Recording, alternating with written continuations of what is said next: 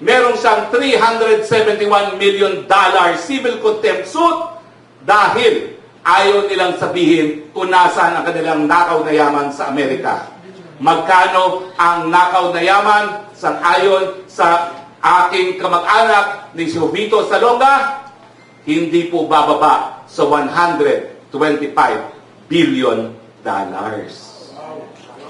So ang aking naging suhestyon, huwag kang tumuloy kung hindi gagawa ng paraan ang State Department na makakuha at mag-file ng tinatawag na suhestyon sa hukuman sa Honolulu na siyang dumidinig ng kaso ng mga human rights victims laban sa estate ng kanyang ama.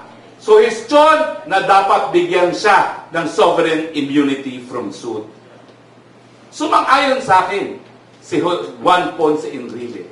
Sumang-ayon sa akin si Secretary Remulla.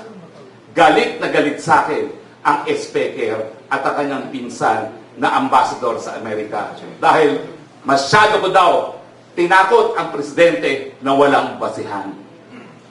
Pero dahil sumang-ayon sa akin ang Presidential Legal Counsel at ang Secretary of Justice, nagkaroon ng negosasyon ngayon sa panig ng ating sugo na kanyang pinsan din at ang State Department. At bagamat wala akong personal na kaalaman, doon nagkaroon ng pagkakataon ang State Department na pumasok sa kasunduan kay PBBM. Yan ang tunay na secret agreement dahil bago siya nagtungo sa Amerika sa okasyon ng Philippine-Chinese Friendship Society, nandyan si Ado, nandyan yung marami pang kasama rito na naruroon din sa okasyon yun, si Camentong. Ang sabi pa ni PBBM, bago pa siya manumpa bilang isang presidente, tinuturing namin ang China bilang pinaka-importanting aliado ng bansang Pilipinas. Pero matapos ang kanyang unang biyahe sa Amerika, ang China ngayon naging huli. Wala pa po akong pruweba, pero nagsimula na po ako ng proseso na alamin kung ano ang nangyari doon sa 125 billion na ninakaw na yaman na ngayon di umano ay nasa Amerika. Dahil pag nalaman natin kung ano ang nangyari dyan sa tagong yaman na yan, malalaman natin kung bakit bumalento ang PBBM at ngayon kinakaladkad ang ating bansa. Pinapayagang mamatay ang ating kasundaluhan para sa isang gera na wala pong interes ang sambayanang Pilipino. Yan po ang masakit. Hindi naman po ang mga anak niya ang mamamatay sa gera. Ang mamamatay po dyan, ang anak natin, mga ordinaryong mga Pilipino. Nagtataka nga ako, bakit kaya sa mga ibang bayan, England, Brunei, yung mga anak ng mga naninuno, ng mga hari, sila pang nangunguna sumasali sa hukbong sandatahan.